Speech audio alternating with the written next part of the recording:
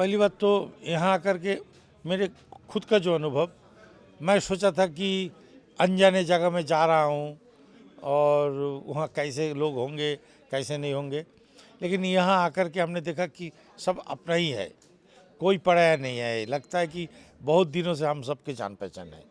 एक दूसरी बात है, दलित साहित्य के ऊपर में जो चर्चा हुआ वो बहुत मूल्यवान साबित हुआ, क्योंकि वो उसमें से बहुत लोग जो पहले कभी जानते थे नहीं, समझते थे नहीं, अभी उनको जानने और समझने का कुछ उपादान उनको मिल गया।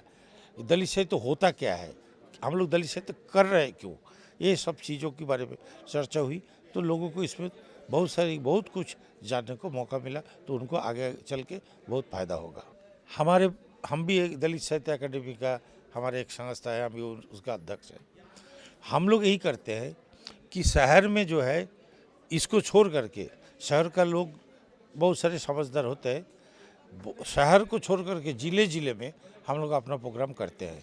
तो आप लोग को भी हमारे सलाह यही रहेगा कि एक तो शहर में बड़ा प्रोग्राम हो गया, अभी हर जिला में एक एक प्रोग्राम बनाइए, एक एक महीना में एक एक तो प्रोग्राम कीजिए और पूरा जिला को कवर करके फिर जिला से जो है लेखक कवि को ला करके शहर में एक बड़ा सम्मेलन आयोजित कीजिए, वो अच्छा रहेगा।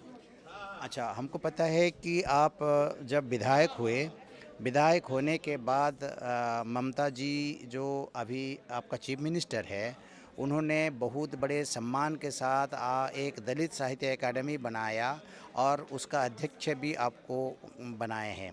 तो पहले उड़ीसा और बंगाल मिल के थे, तो हमको वास्तव में अगर काम करेंगे उड़ीसा और बंगाल, वो दोनों स्टेट का जो दलित लिटरेचर को प्रमोट करने के लिए, तो आप किसी तरह से सहयोग कर सकते हैं?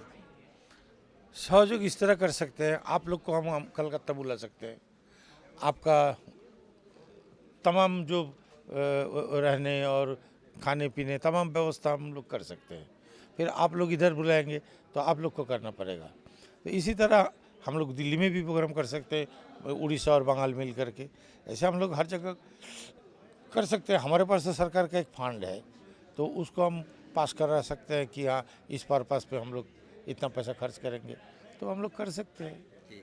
हम ये सोच रहे हैं कि अभी यहाँ उड़ीसा के लोग बंगाल नहीं जानते हैं और बंगाली लोग भी उड़िया भाषा भी नहीं जानते हैं। बहुत समृद्ध भाषा है उड़िया और बहुत समृद्ध भाषा है बंगाल भी। दलित साहित्य उड़िया में भी लिखा गया है, बहुत दिन से लिखा जा रहा है। मतलब ये जो अभी जो अम्बेडकरवादी साहित्य है, उसकी विचारधारा में बहुत सारे लिटरेचर डेवलप हुआ है, लिखा गया है। आप तो खुद ही लिख रहे हैं बंगाल का, और हम भी लिख रहे हैं यहाँ उड़ीसा में ये लिटरेचर। तो ये भाषा की वजह से आपकी लेखा हम नहीं पढ़ पा रहे हैं और अपना लेखा आप नहीं पढ़ पा रहे हैं। अपना लेखा जो उड़ीसा का लेखा बंगाल लोग नहीं पढ़ पा रहे हैं। तो मेरा ये रिक्वेस्ट है कि आप दलित साहित्य की बंगाल की एक अध्यक्ष होने के नाते मैं ये गुजारिश करूँगा कि कम से कम हमारा एक ट्रांसलेशन प्रोग्राम ज़बरदस्त होना चाहिए, ताकि हमारा यहाँ चुनी हुई जो कविता है, जो स्टोरीज है, जो उपन्यास है, उसको बंगाल में ट्रांसलेशन किया जाए। और बंगाल का जितना भी दलित साहित्य के ऊपर आपका खास करके और बहुत सारे मनोहर मौली विश्वास से लेकर और जो जिन लोगों का मतलब जो साहित्य है, दलित साहित्य है या अम्बेडकरवादी साहित्य है, उसको अगर हम उड़िया में भी ट्रांसलेशन करें, तो ये दोनों मिलके अगर करते हैं, और आपके उड़ीसा में तो ऐसा कोई सपोर्ट नहीं दे रहा है सरकार, जो कि हमारा व्यक्तिगत स्तर से जो काम कर रहे हैं, ये कार्यक्रम भी केवल व्यक्तिगत तौर से हुआ।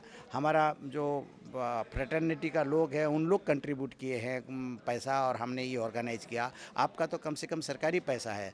तो क्यों ना ये ट्रांसलेशन प्रोग्राम ज़बरदस्त बनाए और बंगाल का जो लिटरेचर को उड़ीसा में ला के उड़ीसा की रीडर्स के पास पहुंचाए और उड़िया की जो लिटरेचर है बंगाल के पास पहुंचाए। ये मेरा गुजारिश रहेगा आपको कि इसमें आप थोड़ा ध्यान देंगे। ऐसे तो आपका उड़ीसा में बहुत अच्छे अच्छे ट्रांसलेटर है, हमारे 2 पुस्तक उड़िया भाषा में ट्रांसलेट हुआ है। तो हम चाहते हैं आपका जो रचनाएं है दलित साहित्य का ऊपर में जो रचनाएं है, उनको आप लोग भी ट्रांसलेट करके हम लोग को दीजिए, हम लोग उसको छापेंगे।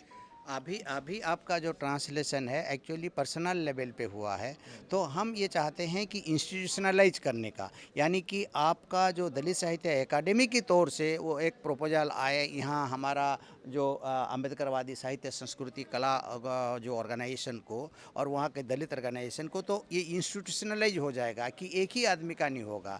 देखिए आप बहुत ही बड़ा लेखक है, तो कोई एक्चुअली सिलेक्ट कर दिया आपको और पर्सनल तौर से आपका जो लेख को ट्रांसलेशन कर दिया, लेकिन और ज़्यादा भी लेखक है बंगाल में जिन लोगों का उड़िया में ट्रांसलेशन नहीं हुआ है, और यहाँ उड़ीसा में भी हमारा जो ट्रांसलेशन हुआ है पर्सनल तौर से हुआ है। तो मेरा ये कहना है कि अगर हम दोनों मिल के, क्योंकि आपका पास साधन है, आपका पास मतलब बड़े बड़े ऑर्गेनाइजेशन है, और ख़ास करके अभी आप भारतवर्ष के एक सर्वश्रेष्ठ लेखक है और दलित साहित्य अकादमी का प्रेसिडेंट है, तो इसके ऊपर आप थोड़ा बहुत काम करेंगे तो दोनों भाषा की दलित साहित्य में थोड़ा इम्प्रूव होगा और एक दूसरे में थोड़ा आपस में जानकारी मिल जाएगा।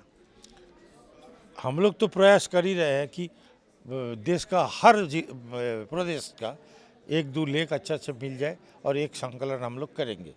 तो आप लोग अपना लेख जो है उसको चुनिए, कौन लेख ट्रांसलेट होना चाहिए, आपको ट्रांसलेट करके फिर वो सरकार तमाम व्यवस्था करेगा, लेकिन उसके पहले कौन लेख और ट्रांसलेट किस तरह ट्रांसलेट हुआ, अच्छा हुआ नहीं हुआ, उसको भी तो देखना पड़ेगा ना। तो उसको ट्रांसलेट करके आप लोग हम लोग के पास दीजिए। उसके बाद में जो ट्रांसलेटर है लेख सिलेक्ट हो गया तो उनको जो देना है मेहनत की मजदूरी वो हम लोग देंगे।